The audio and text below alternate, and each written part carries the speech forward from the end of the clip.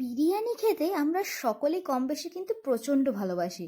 আর সেখানে যদি হয় মাটন বিরিয়ানি, তাহলে তো কোনো কথাই থাকে না। তো এই যে বিরিয়ানিটা আমি দেখাচ্ছি, এটা কিন্তু আমি বাড়িতে বানিয়েছিলাম। তো বিরিয়ানি বানাতে গেলে দরকার হয় সবথেকে মেন যেটা, সেটা হচ্ছে সঠিক পরিমাণের সঠিক মশলা। আমি সাধারণত বিরিয়ানি করলে ঘরে তৈরি বানানো মশলা দিয়েই করি।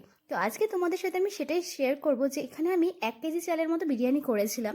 আর কী কীরকম কী পরিমাণের মশলা ইউজ করেছি তোমাদের সাথে সেটাই শেয়ার করব। মশলার পরিমাণগুলো আমি কমেন্ট সেকশনে দিয়ে রাখছি। আপাতত তোমাদের সাথে আমি শেয়ার করছি যে কী কী মশলা দিয়ে আমি এই বিরিয়ানিটার মশলাটা তৈরি করেছি।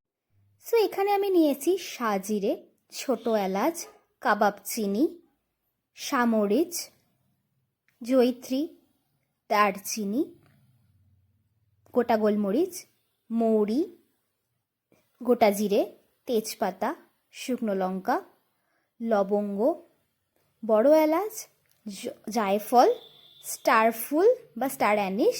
ব্যাস এই কটা জিনিস নিয়ে আমার আজকে মশলাটা তৈরি হচ্ছে। তো প্রথমেই আমি গোটা জিরে আর মৌরি বাদ দিয়ে বাকি সব উপকরণগুলো নিয়ে শুকনো খোলায় ভাজতে শুরু করেছি। গ্যাসের আঁচটা কিন্তু মিডিয়াম রাখবে। যদি বেশি বেড়ে যায় তাহলে কিন্তু মশলা খুব তাড়াতাড়ি ধরে যাবে বা পুড়ে যাবে। তো সুতরাং কম আঁচ আর মিডিয়াম আঁচের মধ্যে রেখেই মশলাটাকে আস্তে আস্তে বেশ 5 মিনিট মতো সময় ধরে এটাকে নাড়তে থাকবো। হালকা হালকা যখন অ্যারোমাটা স্টার্ট হবে বেরোনো, ঠিক তখনই আমি কিন্তু গোটা জিরে আর মৌরিটা অ্যাড করে নেব। তোমরা ভিডিওটা দেখতে থাকো, তাহলেই বুঝতে পারবে। 5 মিনিট মতো হয়ে গেছে। এবার আমি এর মধ্যে গোটা জিরে আর মৌরিটা দিয়ে দিলাম।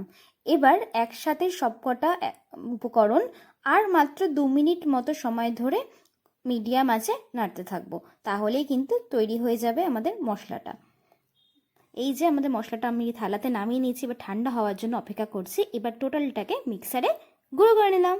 তো দেখো, এবার এই গুঁড়ো করা বিরিয়ানি মশলাটা আমাদের তৈরি হয়ে গেল। এবার এটাকে একটা এয়ারটাইট কন্টেনারে প্রায় আমরা 2 মাস অবধিও রেখে দিতে পারি।